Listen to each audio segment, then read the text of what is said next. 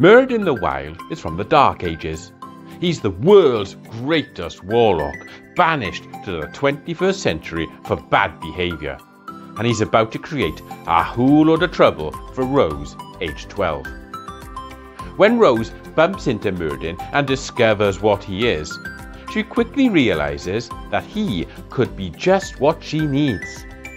Rose agrees to help Myrddin navigate the confusing ways of the modern world if Myrddin gives her spell in return.